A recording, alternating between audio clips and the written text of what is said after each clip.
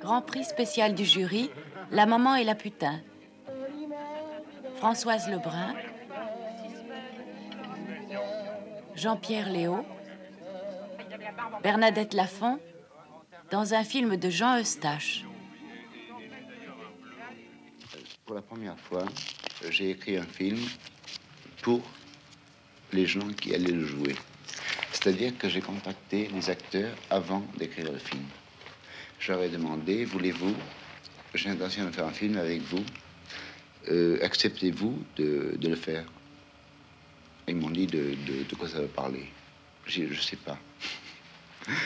C'est la première fois après 16 ans de travail que j'ai un film qui est sélectionné à Cannes. Alors ça fait plaisir parce que c'est un film jeune, c'est le nouveau cinéma et moi ça me réconforte. Et Françoise Lebrun, qui alors elle... Moi, sans travail, c'est le premier film, je viens à Cannes, j'ai honte. À Cannes, vous êtes depuis quelques heures à peine. Oui. Alors, les premières impressions? Oh, je suis fatiguée. Non, ça va très très vite. Ça va plus vite que vous ne voudriez. Oui, c'est-à-dire je vois vraiment pas très bien ce qui se passe, ça va trop vite.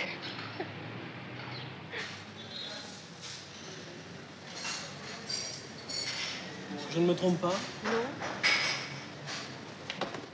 Vous savez, j'avais un peu peur de ne pas vous reconnaître. Vous ne m'en voulez pas pour hier. Vous savez, je suis désolée. Vous ne m'avez pas trop attendu, j'espère. Si, j'ai attendu très longtemps, mais ce n'a aucune importance. Vous savez, en arrivant, j'ai regardé un petit peu partout autour de moi. Dehors, il y avait un type qui me ressemblait. Tout d'un coup, je ne l'ai plus vu. J'ai pensé que vous vous étiez peut-être trompé, que vous étiez parti avec lui. Non, je ne me serais pas trompée. Alors, vous m'avez attendu longtemps, ça m'ennuie. Il y a au cinéma un raccourci schématique qui s'est établi au cours des temps et qui s'est établi entre 1h30 et 2 heures. On a fait des dérogations pour des durées plus longues, 3 à 4 heures, hein, pour des films en grand spectacle. Pourquoi cette dérogation n'aurait-elle pas lieu pour des films intimistes? Mais vous n'avez rien compris à ce qui s'est passé entre Philippe et moi. Il n'y a pas eu d'histoire, personne n'y a cru, ni lui ni moi. Je n'ai pas cherché à comprendre. Je me souviens que cette nuit-là, je vous ai téléphoné plusieurs fois. Vous étiez là et vous n'avez pas décroché. Vous étiez avec Gilberte. Et moi, combien de nuits vous ai-je attendu? Mais je ne suis plus avec Gilberte maintenant, je suis avec vous, je vis avec vous.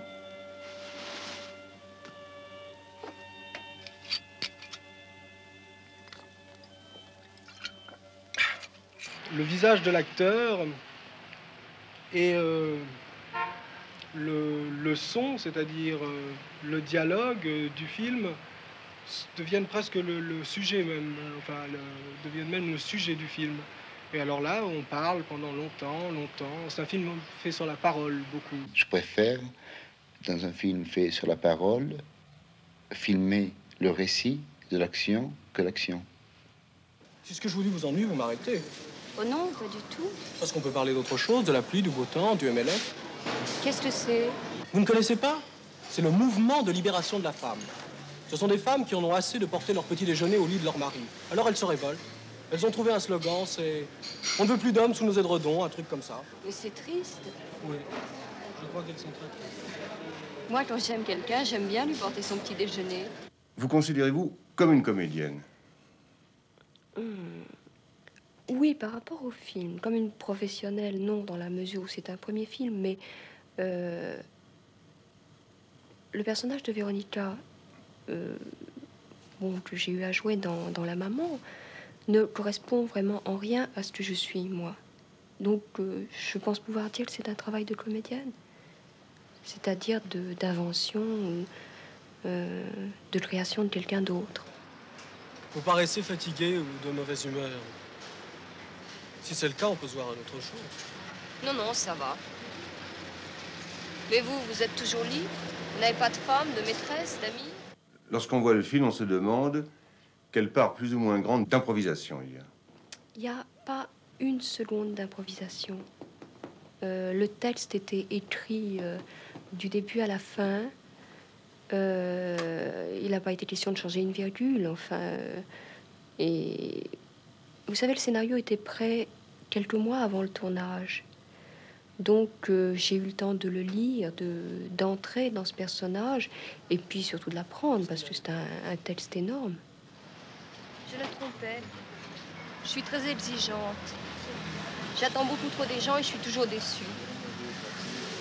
Mais vous n'avez jamais vécu avec une femme?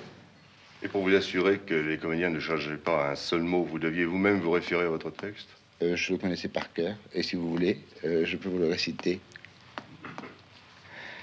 Vous souvenez-vous de la scène où Françoise Lebrun chante une chanson d'Elmé? Vous le donne tout simplement.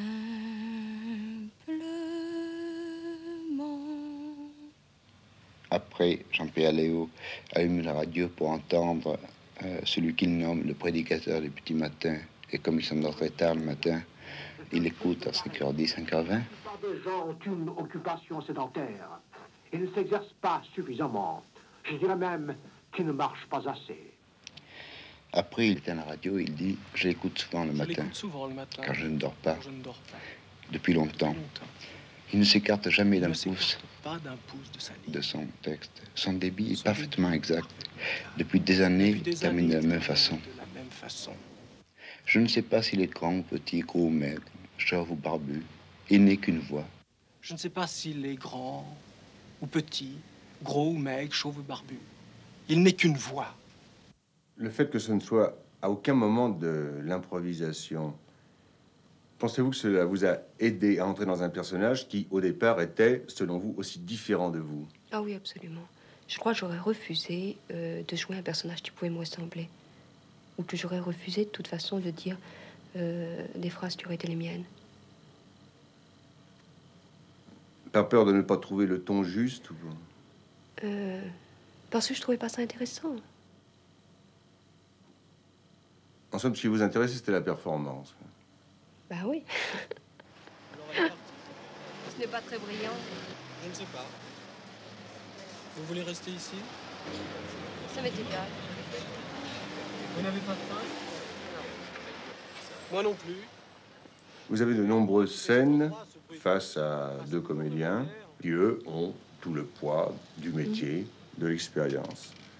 Comment avez-vous ressenti cette, on va dire, cette inégalité de chance au départ? C'est très stimulant.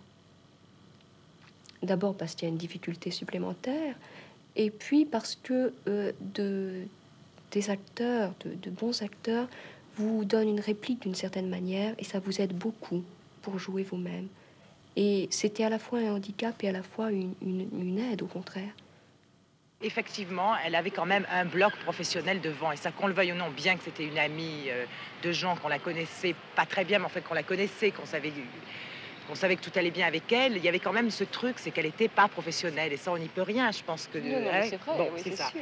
Et elle a été formidable, parce que vous avez vu le film, je ne sais pas si vous l'avez vu, c'est vraiment une performance que n'importe quelle comédienne chevronnée serait heureuse de jouer. Hein. C'est un rôle fantastique. Attention, parce qu'il faut parler quand même du metteur en scène Eustache, qui est un catalyseur de force, d'énergie. On était complètement véhiculés, vous voyez, portés par sa pensée, par tout ce qu'on connaissait. Il y avait l'urgence du tournage, il y avait toutes les C'est difficultés en cours. On bourrait des fois, on travaillait 40 heures d'affilée sans dormir, sans bouffer. Disparaissaient quand même. Enfin, les problèmes personnels, il n'y en avait pas on question. était dans un même train, quoi. Vraiment, Chacun, bon, on avait mal au cœur dans son coin, tout ça, mais on était dans le même train, toujours.